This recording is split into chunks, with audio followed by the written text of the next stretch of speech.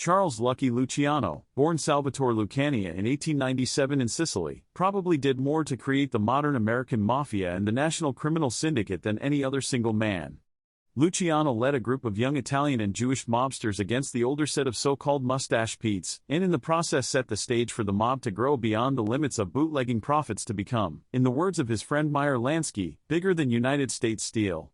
Luciano, who moved to the United States and settled in the Lower East Side with his family at age 10, was recruited early into gangster life and was a member of the 5 Points Gang in Manhattan. Around the start of Prohibition in 1920, he was recruited as a gunman by Giuseppe Joe the Boss Miseria, and a few years later Luciano went to work for Arnold Rothstein, another seminal figure in early organized crime. By the mid-1920s, Luciano was reportedly making millions in bootlegging profits. With Rothstein's murder in 1928, Luciano went back to working for Miseria, who by this time was the self-styled boss of bosses, and who was going to war with a rival, Salvatore the Duke Maranzano. Luciano secretly sided with Maranzano in the bloody Castellammare War and helped set up Miseria for assassination in 1931. Before the end of the year, Luciano and other young Turks would knock off Maranzano, and the era of the old world mustache Petes would be over.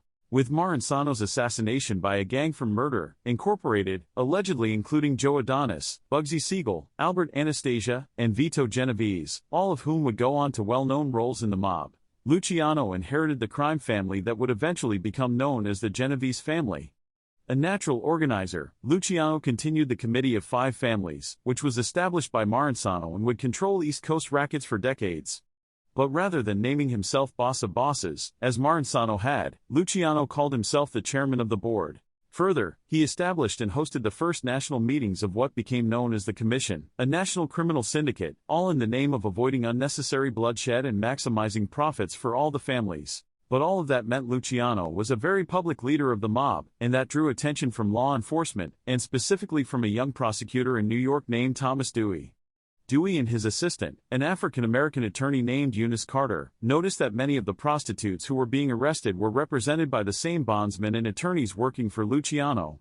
Armed with this information, in 1936, Dewey led raids on brothels throughout the city, arresting more than 100 people, mostly women, many of whom were unable to post the bail of $10,000 set by the courts.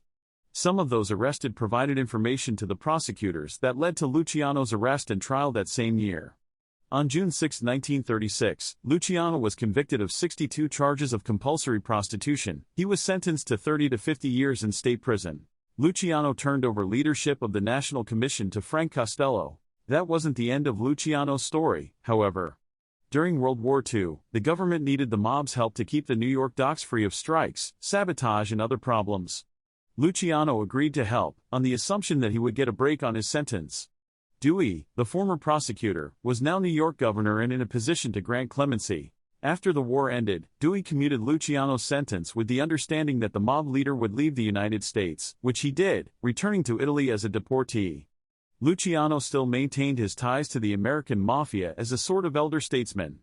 The same year that he debarked to Italy, Luciano came to Havana, Cuba, and along with hobnobbing with celebrities such as Frank Sinatra, hosted a meeting of top-level mobsters from all the major American crime families. Pressure from the U.S. government, specifically a threat to ban the export of American medicines to the island country, forced the Cuban government to deport Luciano back to Italy. Luciano spent the rest of his life under close Italian police scrutiny. Luciano often met with American tourists and sailors and frequently professed his love for the United States. He died of a heart attack in 1962 at the Naples airport, where he had gone to meet with a movie producer considering a biography of Luciano.